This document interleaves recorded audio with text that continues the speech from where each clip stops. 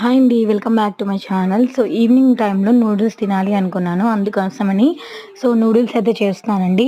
So, ఇవి వచ్చేసి hot garlic instant noodles అనమాట.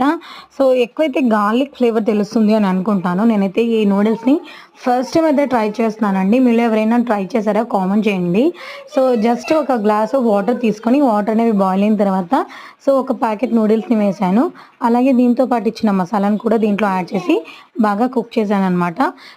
కుక్ చేస్తుంటేనే గార్లిక్ స్మెల్ అనేది వస్తుందండి. బాగా స్పైసీగా ఉన్నట్టయితే తెలుస్తుంది. రెడ్ కలర్‌లో మనకు తెలుస్తుంది కదా! సో, కుక్ అయిన తర్వాత టేస్ట్ అనేది నేనైతే ట్రై చేయడం అయితే ఫస్ట్ టైమ్ అండి. కాకపోతే నాకైతే ఏం నచ్చలేదు. గార్లిక్ ఫ్లేవర్ ఉంది. బాగా గార్లిక్ ఫ్లేవర్ ఎవరైతే ఇష్టపడతారో వాళ్ళకైతే బాగా నచ్చుతుంది. బాగా స్పైసీగా గార్లిక్ ఫ్లేవర్ అయితే తెలుస్తుందనమాట.